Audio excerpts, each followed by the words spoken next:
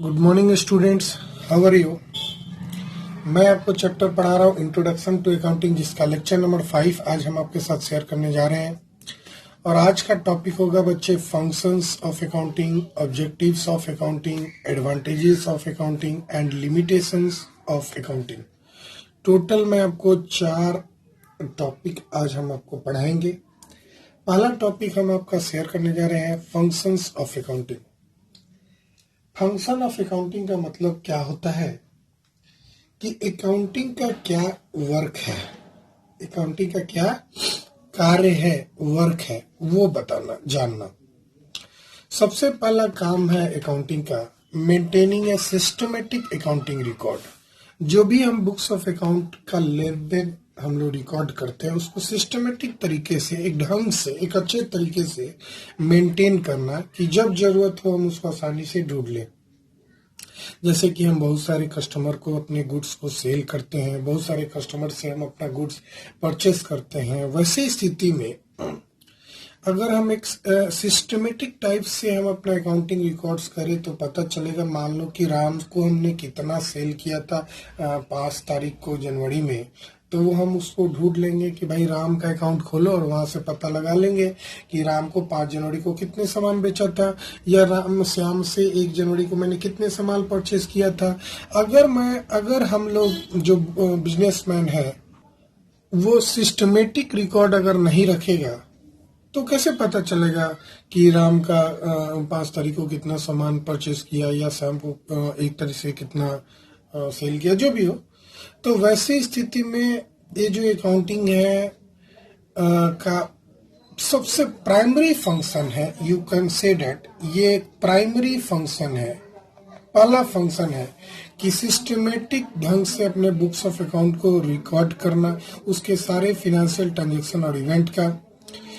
मतलब जो भी हम अकाउंटिंग करते हैं उसमें सारे रूल्स, प्रिंसिपल, कॉन्सेप्ट को यूज करें ताकि हम ये जो फिनेंशियल स्टेटमेंट हम अपना तैयार करेंगे वो एक रिलायबल हो। रिलायबल मतलब विश्वसनीय हो। इसीलिए हम लोग जो अपना अकाउंटिंग करते हैं, अपने बिजनेस ट्रांजैक्शन का, फिनेंशियल ट्रांजैक्शन का, इकोनॉमिक ट्रांजैक्शंस का, उसको एक सिस्टमेटिक ढंग से करते हैं, एक सिस्टम में लाके करते हैं, रूल्स, प्रिंसिपल और कॉन्सेप्ट को फॉलो करके करते हैं। ठीक है बच्चे। दूसरा आता है प्रिपरेशन ऑफ फाइनेंशियल स्टेटमेंट। ये भी एक फंक्शन ऑफ अकाउंटिंग। अकाउंटिंग करने के पीछे कार्य होता है कि हम उसमें अपना फाइनेंशियल स्टेटमेंट तैयार करें। फाइनेंशियल स्टेटमेंट में 2 स्टेटमेंट तैयार करना होता है बच्चा, इनकम स्टेटमेंट और दूसरा पोजीशन स्टेटमेंट। इनकम स्टेटमेंट में 2 चीज खोला जाता है बच्चे, याद रखिएगा। ट्रेडिंग अकाउंट एक खोला जाता है, ट्रेडिंग अकाउंट खोला जाता है, और दूसरा प्रॉफिट एंड लॉस अकाउंट खोला जाता है, प्रॉफिट एंड लॉस अकाउंट खोला जाता है। जब ट्रेडिंग अकाउंट खोलते हैं इससे हमको ग्रॉस प्रॉफिट या ग्रॉस लॉस का पता चलता है, और जब प्रॉफिट एंड लॉस अकाउंट खोलते हैं इनकम स्टेटमेंट में उससे हमको नेट प्रॉफिट या नेट लॉस का पता चलता है। और जो पोजीशन स्टेटमेंट है जिसमें हम एक बैलेंस शीट तैयार करते हैं, इस बैलेंस शीट से हमको पता चलता है मेरी एसेट्स की वैल्यू, मेरी लायबिलिटीज की वैल्यू साल के लास्ट में खास डेट को कितना है। At the end of accounting period मेरी एसेट्स की वैल्यू कितनी है, मेरी लायबिलिटीज की वैल्यू कितनी है। तो ये दोनों स्टेटमेंट बहुत ही इंपॉर्टेंट है कोई भी यूजर्स के लिए, चाहे वो यूजर इंटरनल क्यों ना हो, चाहे वो यूजर एक्सटर्नल क्यों ना हो।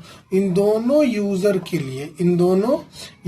के लिए हमारा फिनेंशियल स्टेटमेंट को तैयार करना बहुत ही इम्पोर्टेंट है। इसी के बेसिस पर वो अपना काम करते हैं, अपना डिसीजन जो लेना है वो लेते हैं। ठीक है ना। तो ये भी एक इम्पोर्टेंट फंक्शन है अकाउंटिंग का। तीसरा फंक्शन है मीटिंग लीगल रिक्वायरमेंट। आपको मान लो किसी से पंगा हो गया, आपने गुड सेल किया क्रेडिट में और वो मानने के लिए तैयार नहीं है कि आपने उसको गुड सेल किया है क्रेडिट में, तो आपके पास गवर्नमेंट को दिखाने के लिए कोर्ट में दिखाने के लिए एक एविडेंस का काम करता है आपका अकाउंटिंग। अगर आप अपना अकाउंटिंग एक प्रॉपर ढंग से एक अच्छे तरीके से बना के रखे हैं तो वो आपका एक एविडेंस का काम करता है, एक प्रूफ का काम करता है आपको वो लीगल रिक्वायरमेंट को फुलफिल करने के लिए। फॉर एग्जांपल एक और एग्जांपल ले लीजिए, मान लीजिए आपको इनकम टैक्स फाइल करना है, जीएसटी फाइल करना है। वैसे सिचुएशन में जो आप रिटर्न फाइल करने के, GST return, income tax return, वो फिनेंशियल स्टेटमेंट के बेसिस पे ही करते हैं। तो अकाउंटिंग सोच लो, ये आपका एक लीगल रिक्वायरमेंट इस तरह से फुलफिल कर रहा है तो कितना इंपॉर्टेंट है। दूसरा, अकाउंटिंग कम्युनिकेट करने में हमको फायदा पहुंचाता है। जो भी हमारा फिनेंशियल इंफॉर्मेशन है, इकोनॉमिक इंफॉर्मेशन है, बिजनेस इंफॉर्मेशन है, उसको कम्युनिकेट करने का एक जरिया है अकाउंटिंग। जो भी कम्युनिकेट करते हैं, दो टाइप के यूजर से हम कम्युनिकेट करते हैं। एक इंटरनल यूजर होता है और दूसरा यूजर होता है बच्चे एक्सटर्नल यूजर। इन दोनों लोगों से हम अपना बुक्स ऑफ अकाउंट शेयर करते हैं, कम्युनिकेट करते हैं, उनको बताते हैं, उनके जरूरत के हिसाब से वो ले लेते हैं। Assistance to management, last function आपको हम बता रहे हैं। ये मैनेजमेंट को हेल्प लेता है डिसीजन मेकिंग में। किसमें हेल्प लेता है बच्चा? Decision making. मतलब कहने का मतलब है कि मान लो आपका एक बिजनेस है, आप उसके मालिक हो, तो जाहिर सी बात है आप ही सोल प्रोप्राइटरशिप है, तो आप ही एक लौता मैनेजमेंट है। तो आपको डिसीजन लेना है कि हम अपना बिजनेस को कितना एक्सपैंड करें, इतना है तो इतना करें, कहाँ पे नया सेटअप लगाएं, कितना, कौन सा बिजनेस स्टार्ट करें, कितने कैपिटल की रिक्वायरमेंट होगी, कितना एसेट्स लेंगे, हमको लोन कितना मिल सकता है। लोन तो तभी मिलेगा जब आपका अकाउंटिंग हो, अच्छा से बना हुआ हो। भाई कोई लोन भी तभी देगा ना आपका बुक्स ऑफ अकाउंट को देख के। आपके बुक्स ऑफ अकाउंट में आपके इनकम स्टेटमेंट और पोजीशन स्टेटमेंट के आधार पे ही लोन देगा। भाई वो हर कोई अगर कोई लोन देता है तो देखना चाहता है आप कितना कमा रहे हो। और आपका कमाई, बिजनेस का कमाई, जैसे कोई इंडिविजुअल है उसका कमाई है, मान लो सैलरी हो गया, कहीं से गिफ्ट वगैरह मिल गया, इंटरेस्ट वगैरह मिल गया, तो इंडिविजुअल का मान लो मोटा मोटी कमाई है। अगर कोई बिजनेसमैन की कमाई देखना है तो उसके बिजनेस में कितना लाभ हुआ, कितना हानि हुआ, कितना प्रॉफिट हुआ, कितना लॉस हुआ, उसके पास कितने एसेट्स हैं, उसके पास कितने लायबिलिटी है, देनदारियां हैं, लायबिलिटी है, पेमेंट करना है उसको, तो उसके आधार पे लोन मिलता है। तो मैनेजमेंट को ये अकाउंटिंग बहुत हेल्प करता है। सोचो अगर ये रिकॉर्ड नहीं रहे, अकाउंटिंग रिकॉर्ड मैनेजमेंट के पास ना रहे, अगर मैनेजमेंट के पास अकाउंटिंग रिकॉर्ड ना रहे, अकाउंटिंग रिकॉर्ड ना रहे, तो बताओ, तुम ही बताओ, सोचो, सोच के जरा बताओ कैसे वो डिसीजन ले पाएगा। उसको पता ही नहीं है कि उसके बिजनेस में कितना प्रॉफिट हुआ है, कितने अमाउंट का हुआ है, किस कारण से हुआ है, तो वो कैसे अपने बिजनेस में कोई डिसीजन ले सकता है। कोई भी डिसीजन लेने के लिए उसको अपना बुक्स ऑफ अकाउंट देखना चाहिए। इसीलिए बुक्स ऑफ अकाउंट को सिस्टमेटिक ढंग से लिखा जाता है, रिकॉर्ड किया जाता है, ठीक है ना। तो ये एक बहुत अच्छा फंक्शन है, बहुत इंपॉर्टेंट फंक्शन है मैनेजमेंट का, कि ये मैनेजमेंट को, सॉरी, अकाउंटिंग का एक बहुत अच्छा फंक्शन है कि ये मैनेजमेंट को हेल्प करता है, असिस्ट करता है डिसीजन मेकिंग में, ठीक है। अकाउंटिंग के बेसिस पे ही मैनेजमेंट डिसाइड करता है कि उसको अब क्या करना है, ठीक है बच्चा। आइए उसके बाद हम लोग पढ़ेंगे बच्चे objectives of accounting. Objective of accounting में घुमा फिरा के आपको सच पूछो तो एक बात बता दूं, चाहे कैरेक्टरिस्टिक्स की बात हो, चाहे ऑब्जेक्टिव की बात हो, चाहे फंक्शन की बात हो, ये इंटरचेंजेबल वर्ड है। एक ही चीज को बार बार आपको पढ़ना है। जैसे कि सबसे पहला ऑब्जेक्टिव, क्या कारण है, क्या ऑब्जेक्टिव है, क्यों अकाउंटिंग को हम प्रिपेयर करते हैं, तो मेंटेनिंग अकाउंटिंग रिकॉर्ड। भाई किसको कितना सामान बेचे हैं, प्रूफ है, कोई एविडेंस है, तो वो प्रूफ के लिए हमको अपना बुक्स ऑफ अकाउंट को मेंटेन करना पड़ता है। तो यही कारण है। ऑब्जेक्टिव, क्या ऑब्जेक्टिव है, ऑब्जेक्टिव ऑफ अकाउंटिंग, क्या ऑब्जेक्टिव है अकाउंटिंग का, ऑब्जेक्टिव ऑफ अकाउंटिंग, क्या ऑब्जेक्टिव है अकाउंटिंग का, maintaining accounting records, accounting records को मेंटेन करना। दूसरा ऑब्जेक्टिव क्या है, प्रॉफिट और लॉस निकालना। भाई प्रॉफिट और लॉस कैसे निकलता है, इनकम स्टेटमेंट में मैंने अभी अभी आपको बताया था, इनकम स्टेटमेंट में दो चीज बनाया जाता है। अब इसकी प्रैक्टिकली आपको पढ़ना है, इसलिए घबराना नहीं है। एक बनाया जाता है ट्रेडिंग अकाउंट, बस आपको नाम याद रखना है। अभी तो आप थ्योरी पढ़ रहे हैं ना, तो बच्चे जब थ्योरी पढ़ा जाता है तो हमको सिर्फ नाम याद किया जाता है। तो 2 नाम आपको याद रहा, जब हम आपको प्रैक्टिकली पढ़ाएंगे तो उस समय आपको ध्यान रहेगा, जल्दी आप कैचअप कीजिएगा। तो प्रॉफिट एंड लॉस कैसे निकलता है? ट्रेडिंग अकाउंट से 2 चीज निकलता है बच्चे, या तो ग्रॉस प्रॉफिट निकलता है या तो ग्रॉस लॉस निकलता है, दोनों में कोई एक ही निकलता है। ये जो प्रॉफिट एंड लॉस है उससे 2 चीज निकलता है, या तो नेट प्रॉफिट निकलता है या तो नेट लॉस निकलता है, दोनों में से कोई एक चीज। ठीक है बच्चे, तो प्रॉफिट एंड लॉस निकालने के लिए मतलब कितना इनकम हुआ है कितना एक्सपेंस हुआ है, इन दोनों के डिफरेंस निकालने के लिए हमको अकाउंटिंग करना पड़ता है। दूसरा, फिनेंशियल पोजीशन जानने के लिए हमको अकाउंटिंग करना पड़ता है। मेरी एसेट्स की वैल्यू कितनी है, मेरी लायबिलिटीज की वैल्यू कितनी है, जब तक आप अपना बैलेंस शीट नहीं बनाइएगा, जब तक अपना बैलेंस शीट नहीं बनाइएगा, बैलेंस शीट को ही फिनेंशियल पोजीशन बोलते हैं, बैलेंस शीट को ही फिनेंशियल पोजीशन बोलते हैं। तो जब तक आप बैलेंस शीट नहीं बनाइएगा तो पता कैसे चलेगा आज एसेट्स की वैल्यू आपके पास कितना है। एसेट समझ रहे ना, संपत्ति जैसे बिल्डिंग हो गया, लैंड हो गया, कार हो गया, एयर कंडीशन हो गया, ये सब आपका संपत्ति है। फर्नीचर आपके घर में पड़ा हुआ है, बिजनेस में पड़ा हुआ है, ये सारा आपका संपत्ति है। उसकी वैल्यू आज क्या है ये जानने के लिए भी अकाउंटिंग करना पड़ता है। लायबिलिटी जो देनदारियां है, आपने बैंक से लोन लिया है तो कितना अभी बाकी है, ये कैसे पता चलेगा? जब तक अकाउंटिंग नहीं कीजिएगा आपको कैसे पता चलेगा अभी हमने कितना लोन लिया है, कितना लोन चुकाना है, कितना अभी और हम लेंगे, कैसे पता चलेगा? लिए हैं तो और कितना लिए हैं? जब तक आपका हिसाब किताब नहीं रहेगा कैसे पता चलेगा? तो हिसाब किताब रखना बहुत ही जरूरी है। अकाउंटिंग का मतलब ही होता है बच्चा हिसाब किताब रखना। ठीक है, आगे बढ़ते हैं। फैसिलिटिंग मैनेजमेंट, जाहिर सी बात है मैनेजमेंट को हेल्प करता है डिसीजन मेकिंग में, कंट्रोल करने में, डिसीजन लेने में कि बिजनेस एक नया सेटअप बैठाना है या हम अपने कॉस्ट को कैसे घटाएंगे। इफेक्टिव कंट्रोल, यही बात है, हम अपना कॉस्ट को किस तरह घटा सकते हैं, है ना, कैसे कंट्रोल कर सकते हैं, अपना बजट कैसे बना सकते हैं। मान लो हमको बिजनेस एक नया बनाना है तो उस बिजनेस के लिए पहले से बजट तैयार करना होगा, कैसे बना सकते हैं। फोरकास्टिंग करने के लिए फ्यूचर में हमको कुछ प्लानिंग करना है तो किस आधार पे करेंगे? आज के अकाउंटिंग के आधार पे, अगर आपके पास अकाउंटिंग है तो उसके आधार पे आप ये सारा चीज कर सकते हैं, फोरकास्टिंग वगैरह कर सकते हैं कि भविष्य में हम ये काम करेंगे, आज से 5 साल बाद हम इस रफ्तार से कमाएंगे, तो आज से 5 साल के बाद हम यहाँ पे अभी पटना में है तो हम दिल्ली में जाके एक बिजनेस स्टार्ट करेंगे वगैरह वगैरह। ठीक है, नेक्स्ट है बच्चा, provides accounting information to user. User 2 तरह के यूजर होते हैं, मैंने पहले ही बताया था। एक होता है इंटरनल यूजर और दूसरा होता है बच्चे एक्सटर्नल यूजर।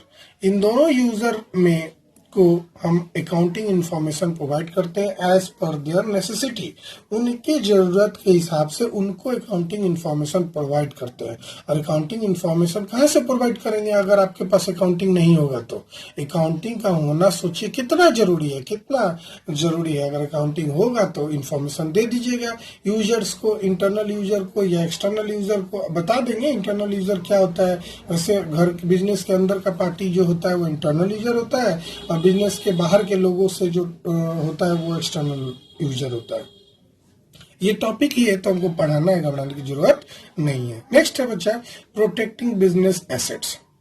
ये भी एक ऑब्जेक्टिव है।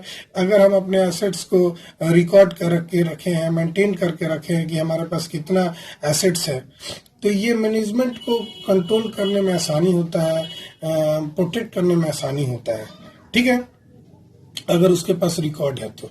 अगर रिकॉर्ड ही नहीं है, जैसे कि तुम मान लो जिंदगी भर टाउन में रह के पढ़ रहे हो, शहर में रह के पढ़ रहे हो और गांव में आपका बहुत सारा खेत आपको मालूम ही नहीं है कि कहाँ मेरा खेत कौन सा है। एक एग्जाम्पल, एक सिंपल एग्जाम्पल बताया, ऐसे बहुत सारे लोग प्रॉब्लम फेस करते हैं। मैं भी ऐसा प्रॉब्लम फेस किया, मुझे भी नहीं मालूम है मेरा खेत कहाँ कहाँ पे है। तो हम कैसे रिकॉर्ड रख सकते हैं? अगर हमारे पास रिकॉर्ड होता है, हम अच्छा से काउंटिंग किए होते हैं मेरे पास कि यहाँ पे खेत है मेरा इतना, यहाँ पे इतना खेत है मेरा, यहाँ पे इतना खेत है, तो ये सारे लैंड्स का अगर हमको अकाउंटिंग मालूम होता तो हम प्रोटेक्ट कर सकते थे। अब मालूम ही नहीं है तो हम प्रोटेक्ट कैसे करेंगे? तो जिसको मालूम है प्रोटेक्ट कर लेते हैं। उसी तरह बिजनेस में बहुत सारे एसेट्स होते हैं, सारे एसेट्स के बारे में टाइम टू टाइम उसकी वैल्यू पता रहेगा तो वो बिजनेस का मैनेजमेंट है वो प्रोटेक्ट करेगा, उसको कंट्रोल करेगा अगर उसका कोई बर्बाद हो रहा है या कब उसको सेल करने में फायदा है वगैरह वगैरह। ठीक है, आगे बढ़ते हैं। एडवांटेजेस ऑफ अकाउंटिंग, क्या एडवांटेजेस है अकाउंटिंग का? ठीक है बच्चे, अकाउंटिंग करने का क्या हमको एडवांटेजेस है? बच्चा एक बात बता देता हूँ, बार बार आपको बता रहा हूँ, ये घूम फिर के सारा एक ही आएगा। सबसे पहला एडवांटेज है कि हमको एक फिनेंशियल इंफॉर्मेशन मिल जाता है बिजनेस का, कि बिजनेस में क्या लेन देन हुआ उसकी पूरी जानकारी हमको पता चल जाती है time to time, period to period. हम अगर अकाउंटिंग करते हैं तो अकाउंटिंग करेंगे तो बिजनेस का फिनेंशियल इंफॉर्मेशन हमको टाइम टू टाइम, समय समय पर साल के लास्ट में ये हमको पता चल जाएगा। दूसरा है एडवांटेजेस कि हम मैनेजमेंट को हेल्प करने में मदद करता है, कि बिजनेस का प्लानिंग करने में, डिसीजन लेने में, कंट्रोल करने में, है ना, ये सारी चीजों में मैनेजमेंट को हेल्प करता है। नेक्स्ट है फैसिलिटीज कंपैरेटिव स्टडीज। अगर आपके पास अकाउंटिंग है तो आप कंपेयर कर सकते हैं अपना पुराने, मान लो 2019 को के प्रॉफिट से 2020 के ट्रांजेक्शन से आप कंपेयर कर सकते हैं। ठीक है, कि इस साल कितना प्रॉफिट हुआ, इस साल कितना प्रॉफिट हुआ, इस साल कितना मेरा एसेट्स की खरीदाया था और आज मेरा एसेट्स कितना है, उसकी वैल्यू कितना है, कंपेयर कर सकते हैं। इवन हम, मेरा बिजनेस है ए और दूसरे का बिजनेस है बी, हमारे पास अगर फाइनेंशियल स्टेटमेंट रहे, अकाउंटिंग रहे, मेरे पास रिकॉर्ड रहे और उसका भी रिकॉर्ड ले लेंगे और दोनों रिकॉर्ड को हम कंपेयर कर सकते हैं, है ना। तो कंपेयरिंग करने में भी मदद करता है। दूसरा, help in settlement of tax liability. अगर आपके पास अकाउंटिंग नहीं है तो आप अपने टैक्स लायबिलिटी का कैसे सेटलमेंट करेंगे? कैसे सेटलमेंट करेंगे? मतलब आप अकाउंटिंग करके ही नहीं रखें तो आपको पता कैसे चलेगा कितना आपको जीएसटी देना है, कितना उसका रिटर्न फाइल करना है, ये सब पता कैसे चलेगा? कितना इनपुट जीएसटी होगा, कितना आउटपुट जीएसटी होगा, आपको पता कैसे चलेगा? पता तो तभी चलेगा बच्चों जब आपने अच्छे तरीके से अकाउंटिंग कर रखा है। Act as a proof in the court of law, मैंने बताया था अगर आपके कानूनन कुछ कोई केस कर दिया तो आपको ये डॉक्यूमेंट दिखाने में मदद आता है। ठीक है, मान लो आप दिखा सकते हो कि देखो भाई मैंने तुमको इतना सेल किया था, मेरे पास प्रूफ है, मैंने मेंटेन करके रखा है। तो ये जो अकाउंटिंग आप करते हैं वो कोर्ट के नजर में भी वैलिड है। नहीं करेंगे तो परेशानी में पड़ जाएंगे। Helpful in determining errors and frauds. अब भाई मान लो एक ऐसा बिजनेसमैन है, मान लो राम, अब कोई हिसाब किताब नहीं रखता। ये राम जो है बहुत सामान गुड्स बेचता है, सेल करता है, परचेस करता है, लेकिन कोई हिसाब नहीं मेंटेन करता है। इवन उसको मालूम नहीं है कि उसके गोडाउन में कितना स्टॉक है। 5 बोरा सीमेंट है, मान लो सीमेंट का दुकान है तो उसको मालूम नहीं है कितना सीमेंट का दुकान बोरी है पड़ा हुआ है, 5 बोरी पड़ा हुआ है या 6 बोरी पड़ा हुआ है, 7 बोरी पड़ा हुआ है या 100 बोरी पड़ा हुआ है, उसको पता ही नहीं है। डेली सामान आ रहा है जा रहा है, उसको कोई हिसाब किताब कोई नहीं रखता है। तो उसका जो स्टाफ है वो क्या करेगा, अरे तो मालिक को कुछ पता ही नहीं रहता है, एक काम करो 2 बोरी आज निकाल लो, उसको पता ही नहीं चलेगा, पैसा निकाल लो, चीटिंग कर लो उसके साथ। तो फ्रॉड्स एंड एरर्स से बचने के लिए भी अकाउंटिंग करना जरूरी है। अगर आप अकाउंटिंग करके नहीं रखेंगे तो आपको चीटिंग का सामना करना पड़ेगा, आपके एम्प्लॉय आपको ठग सकते हैं। ठीक है ना बच्चे, आइए आगे बढ़ते हैं, लिमिटेशंस के बारे में पढ़ते हैं। क्या कमियां है अकाउंटिंग का? सबसे पहले based on accounting concept and convention. ये जो अकाउंटिंग है ना उस कुछ खास रूल को फॉलो करता है। उस रूल के कारण बहुत सारी परेशानियां का सामना करना पड़ जाता है। समझ रहे हैं? रूल एंड रेगुलेशन बना हुआ है कि मान लेते हैं ये जो मेरा फिक्स्ड एसेट है ना, फिक्स्ड एसेट समझते हैं? नहीं समझते होंगे क्योंकि ये तो सब चैप्टर 2 में पढ़ना है। वैसे जान लीजिए 2-4 एग्जाम्पल तो आपको अभी याद करवा ही देंगे फिक्स्ड एसेट्स का। जैसे हो गया लैंड, जैसे हो गया बिल्डिंग, जैसे हो गया मशीनरी, ये सारा फिक्स्ड एसेट्स का एग्जाम्पल है। ठीक है ना। अब फिक्स्ड एसेट्स का जो वैल्यूएशन होता है ना वो हिस्टोरिकल कॉस्ट पे होता है। हिस्टोरिकल कॉस्ट आपको मालूम नहीं होगा हिस्टोरिकल कॉस्ट क्या होता है। हिस्टोरिकल कॉस्ट का मतलब होता है आपने 2000 मान लो 10 में कोई एसेट्स आपने 1 लाख रुपया में खरीदा था तो बुक्स ऑफ अकाउंट में हमेशा यही दिखेगा। बुक्स ऑफ अकाउंट में हमेशा यही 1 लाख दिखेगा। अब ये तो हानि है ना।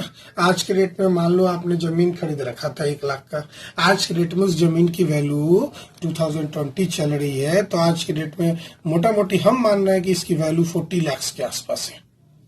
अब ये 40 लाख रुपया आज के डेट में वैल्यू है, जबकि आप लैंड का रिकॉर्डिंग अपने बुक्स ऑफ अकाउंट में 1 ही लाख दिखा रहे हैं, क्योंकि जो हमारा बुक्स ऑफ अकाउंटिंग है वो कॉन्सेप्ट ऑफ कन्वेंशन को फॉलो करता है। तो हिस्टोरिकल कॉस्ट को फॉलो करते हुए हम बुक्स ऑफ अकाउंटिंग मेंटेन करते हैं। तो हिस्टोरिकल कॉस्ट कहता है, हिस्टोरिकल कॉस्ट कॉन्सेप्ट कहता है कि जितने प्राइस में हम अपने एसेट्स को खरीदे हैं उसी पे दिखाना है। अब ये नुकसान है कि नहीं, अब सोचो ना, आप इसी वैल्यू पे एसेट्स दिखाएंगे तो आपका तो एसेट्स का वैल्यू कम होगा। लोन देने वाला करेगा अरे इसके पास तो एसेट्स है ही नहीं, संपत्ति है ही नहीं ज्यादा, ये तो कम है। अगर वही 40 लाख रुपया आप अपना एसेट्स दिखाते हैं तो अरे बाप रे इसके पास तो 40 लाख का एसेट्स है, ये तो लोन आसानी से चुका देगा। अगर ये लोन देने में सक्षम नहीं होगा तो अपना एसेट्स बेच के आसानी से चुका देगा। वैसे स्थिति में ये जो हमारा अकाउंटिंग है, लिमिटेशन ऑफ अकाउंटिंग हम लोग पढ़ रहे हैं बच्चे, तो लिमिटेशन ऑफ अकाउंटिंग बेस्ड होता है अकाउंटिंग प्रिंसिपल पे, अकाउंटिंग कॉन्सेप्ट पे, अकाउंटिंग कन्वेंशन पे। तो हिस्टोरिकल कॉस्ट कॉन्सेप्ट का आपने अभी अभी देखा है। वैसे आपको 3rd चैप्टर में मैं आपको पढ़ाने वाला हूँ अकाउंटिंग कॉन्सेप्ट और कन्वेंशन, घबराने की जरूरत नहीं है। ठीक है बच्चे। Based on personal judgement. अब पर्सनल जजमेंट का मतलब क्या होता है, जैसे देखो डेप्रिसिएशन कैलकुलेट करने के लिए, वैसे आपको अभी पढ़ना तो है नहीं, बस नाम याद रखना है। डेप्रिसिएशन एक वर्ड होता है। डेप्रिसिएशन का मतलब होता है एसेट्स की वैल्यू में कमी आना किसी भी कारण से, एसेट्स की वैल्यू में कमी आना किसी भी कारण से। घबराने की जरूरत नहीं है, डेप्रिसिएशन एक चैप्टर ही है, पूरा डिटेल में उसका कैलकुलेशन से लेके थ्योरी से लेके उसका अकाउंटिंग तीनों चीज पढ़ना है। थ्योरी पढ़ना है, कैलकुलेशन पढ़ना है, उसका रिकॉर्ड करना पड़ना है। तो घबराने की जरूरत नहीं है, बस इतना जान लो। डेप्रिसिएशन को रिकॉर्ड करने के लिए मेरे पास 2 मेथड, एक होता है स्ट्रेट लाइन मेथड और दूसरा होता है diminishing balance method. Diminishing balance method. अब सवाल ये उठता है कि डिपेंड करता है अपना पर्सनल जजमेंट पे, हम एसएलएम यूज करेंगे, डीवीएम यूज करेंगे, डिपेंड करता है ना। तो हम लोग ह्यूमन बीइंग है, हम अपने अपने हिसाब से उसको अकाउंटिंग करते हैं। ठीक है ना। जैसे कि एक और चीज है, मान लो रेट ऑफ डेप्रिसिएशन। अब रेट ऑफ डेप्रिसिएशन कितना रखना है, कोई कुछ रखेगा कोई कुछ रखेगा। डेप्रिसिएशन करने के लिए रेट कितना रखना, कहे मान लो कोई 6% रखा और कोई 6.5 रखा, तो सब जगह तो अलग अलग आएगा ना। बेस्ड ऑन हिस्टोरिकल कॉस्ट हम इसी में शामिल कर दिए, घबराने की जरूरत नहीं है। बेस्ड ऑन हिस्टोरिकल कॉस्ट एकदम कॉन्सेप्ट है, क्लियर है कि जो प्राइस चेंजमेंट हो रहा है हर साल, वो हम नहीं दिखाते अपने बुक्स ऑफ अकाउंट में। इसीलिए हमारा बुक्स ऑफ अकाउंट ट्रू और फेयर नहीं दिखा पाता। ट्रू एंड फेयर कब दिखाएगा, जब हम जो आज के डेट में वैल्यू है उस डेट पे अपने बैलेंस शीट को मेंटेन करें। हम अपने बैलेंस शीट को हिस्टोरिकल कॉस्ट पे दिखाते हैं, मतलब अपने एसेट्स को हिस्टोरिकल कॉस्ट पे दिखाते हैं। जितने भी हम बैलेंस शीट के अंदर एसेट्स लिखते हैं ना, उसको ओरिजिनल कॉस्ट पे दिखाते हैं। हिस्टोरिकल कॉस्ट का मतलब होता है बाबू ओरिजिनल कॉस्ट। तो हम अपने बुक्स ऑफ अकाउंट में जो हम फाइनल अकाउंट बनाते हैं, जिसमें आपको बैलेंस शीट बनाना होता है, उस बैलेंस शीट में आप अपने एसेट्स को हिस्टोरिकल कॉस्ट यानी ओरिजिनल कॉस्ट पे दिखाते हैं, जबकि उसकी वैल्यू चेंज हो रही है, फ्लक्चुएट कर रही है, ज्यादा है कम है, हो सकता है कि बहुत ज्यादा कम हो जाए। जैसे कि आपने कार खरीदा था 2010 में, आज बेचने जाइएगा तो वही वैल्यू होगा नहीं ना, लेकिन कार तो आप जितना में खरीदे थे वही दिखा रहे हैं अभी तक बुक्स ऑफ अकाउंट में। तो ये सारा डिमेरिट है, लिमिटेशन है, कमियां हैं। Suffer from window dressing. Window dressing का मतलब है, जरा देखो, जरा विंडो ड्रेसिंग का कॉन्सेप्ट समझते हैं। विंडो ड्रेसिंग का मतलब होता है सजाना। जैसे आप घर बना रहे हैं, आप बिल्डर से घर खरीदिएगा ना, जो अपार्टमेंट वगैरह बेचता है, वो नीचे जो बेस होता है ना, वो उतना स्ट्रांग नहीं डालता है, क्योंकि लोग बेस तो देखने नहीं जा रहा है। बेस मतलब समझ रहे ना, जमीन के अंदर वो जो पिलर वगैरह डाल के स्ट्रांगनेस लाता है, उसको तो देखने कोई नहीं जा रहा है। तो क्या करता है कि बाहर से बड़ा चकाचक कर देगा, अरे वाह ये तो अपार्टमेंट बहुत सुंदर दिख रहा है। अंदर कुछ नहीं है, बाहर से एकदम चकाचक दिख रहा है, तो आप उसके तरफ आकर्षित हो सकते हैं। उसी तरह बिजनेस में क्या किया जाता है ना, अपने मन से जो अकाउंटेंट होता है, अकाउंटेंट समझते हैं किसको बोला जाता है, जो आपके बुक्स ऑफ अकाउंट को देख रेख करता है, जो रिकॉर्ड करता है। तो जो अकाउंटेंट है, जो बिजनेस का मालिक है, वो सलाह देगा अकाउंटेंट को कि भाई हमारे बैलेंस शीट को इस तरह से सजा के लिखो ताकि लोन देने वाला मना ना करे, लोन दे ही के जाए। जैसे मान लो तुमको लोन चाहिए, तुम बिजनेस चलाते हो, ठीक है। अब लोन चाहिए तो तुम्हारे एसेट्स को ऐसा दिखना चाहिए ताकि लोन देने वाला जो बैंक है वो सोचे अरे इसके पास तो बहुत अच्छा एसेट्स है, ये तो लोन चुकाने में एकदम सक्षम है। तो हम लोन लेने के लिए अपने बैलेंस शीट को उसी प्रकार से सजा देंगे, अपने अकाउंटिंग को उसी प्रकार से कर देंगे जिस तरह से हमारे को अच्छा दिखेगा, ठीक है ना। लैक ऑफ क्वालिटेटिव इंफॉर्मेशन, मतलब हम जो अकाउंटिंग करते हैं ना, उसमें इन चीजों का रिकॉर्डिंग नहीं करते हैं। ये आपको हम पहले ही बताए थे।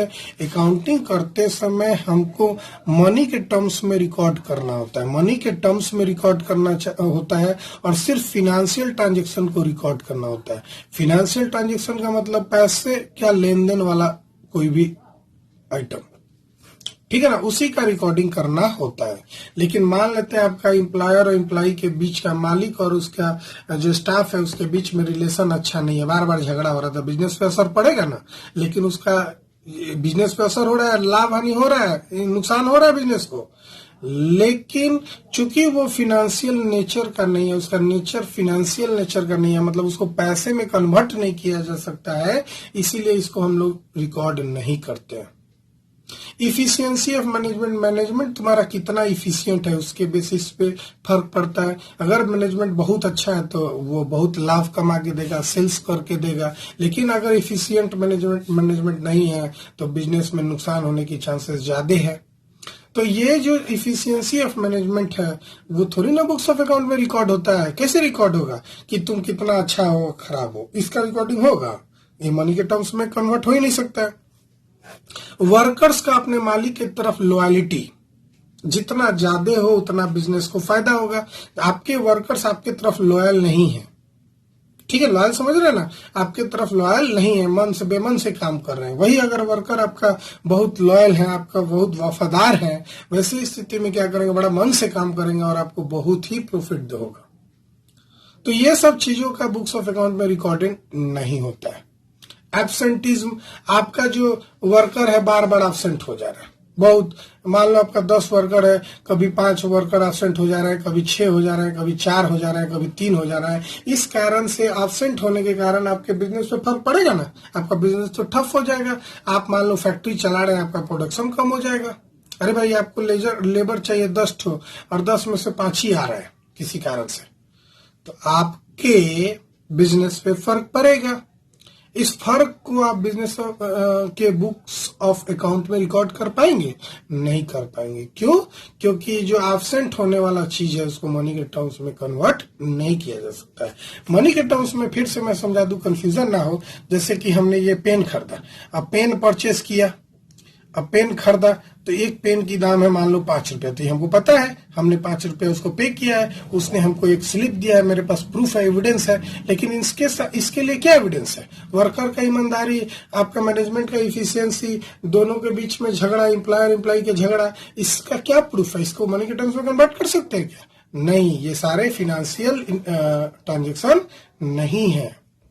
और बहुत सारे कमियां होती है अकाउंटिंग में। तो मैं आपको आज इतना ही बता रहा हूं। मैंने आपको 4 चीज बताया बच्चे।